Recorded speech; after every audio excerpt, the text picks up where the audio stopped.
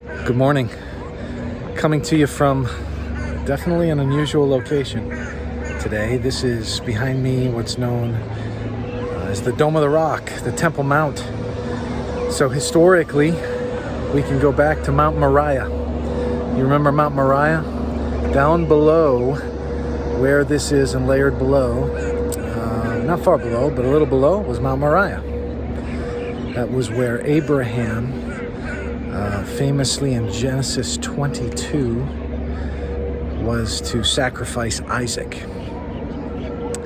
And of course, the Lord called him to lay his most precious firstborn on the altar, and he willingly did so. The angel, of course, stayed his hand. Years later, about 1,000 years later, to stop a plague that had come over the people, not plague, excuse me, but the destruction of the people that had come over them at the response to David's sin of taking a census of the people. David came to this site and bought the threshing floor of Araunah the Jebusite, again offering sacrifice to stay the wrath of God. Of course, here in the Temple Mount, this is the location where the temple was built under King Solomon.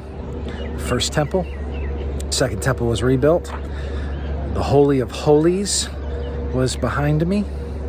And then after the destruction of Jerusalem in AD 70, then you have Christian churches that ended up being built all around here in the ensuing centuries. Hadrian actually had a pagan temple here in the 2nd century, and then Christian churches, and then you had the Muslims come in the 7th century and establish the Temple Mount here, the Dome of the Rock.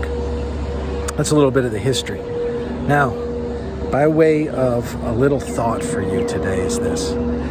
This is a place of sacrifice.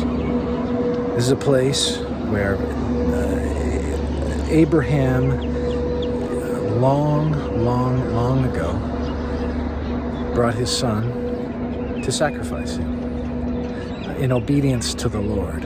And again, the Lord, as I mentioned, stayed his hand. And yet, his willingness to do that, out of that, the Lord responded in Genesis 22, "Now I know, Abraham, that you believe me." It was a place where David sacrificed to stay the hand of God. It was a place where sacrifices, the Day of Atonement took place, the Holy of Holies. This is a place of sacrifice here. And of course, when we look around us here, and in fact, if we see around us, you see the city of Jerusalem, the Church of the Holy Sepulchre, not far from here. And you learn quickly that this is the place where Jesus came and gave the ultimate sacrifice for us.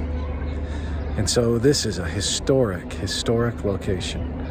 Presently, a real political oddity with an Islamic presence maintained by the government of Jordan, surrounded by Israel. If you're up here walking around, you see Israeli soldiers with automatic weapons, and you see a local Temple Mount kind of guard that would be placed here at the behest of civil servants, at the behest of the government of Jordan.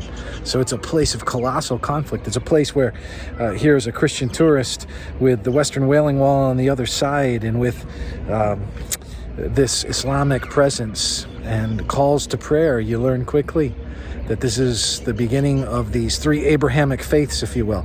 And interestingly, Mount Moriah and its centerpiece. The Muslims built here because they had a legend that this is where Muhammad flew on a horse off into the heavens. That actually was likely, well, certainly wasn't the case, but even historically, any location has no reference to Jerusalem.